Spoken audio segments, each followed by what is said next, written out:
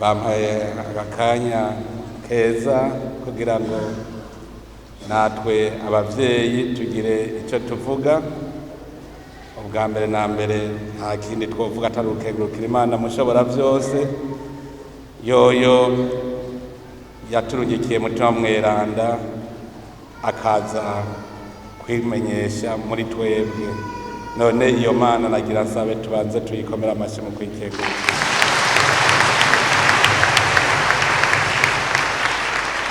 Nagira kandi nkeze ibi bibondo vyacu, ndabakeze ko mugabanye.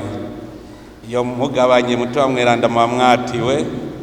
None rero ubwa mbere ntukubakeza kuko turabibuka mukiri utwana dutoyi mubatizwa, turabibuka muronka urusangi rwa mbere, none uno munsi muratiwe. Ubu namwe nimugiye kutwigisha ijambo ry'Imana. None rero muri iyo nzira nshasha, urwo rugendo rushasha mutanguye, turabifurije kuroranirwa, muze mugwe mufise mutima mweranda agendane namwe. Si twe tuzobakebura gusa, ahubwo namwe mugiye kuza muradukebura, dukeburana twese, kuko uwurose mutima mweranda abavuye mu bwana. Abonye ko mwamaze gukomezwa, ubu namwe mufise uburenganzira bwo kutwigisha.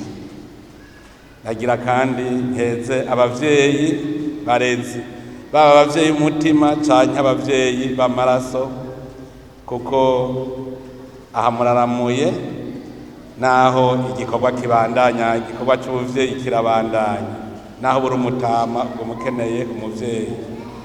Rero ndabifurije namwe kubandanya murera neza. Nkengurukire cane kandi nongera nkeza iyi paruwase yaturereye abana mu Bukristu, none ikaba nayo nyene iramuye.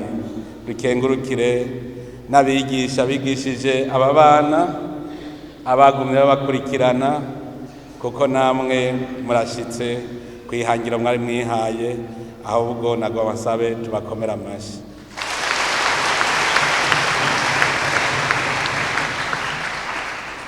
Kumwe n'ivyo rero nagira mwese ndabifurize umunsi mukuru mwiza muri paruwase no miryango yanyu.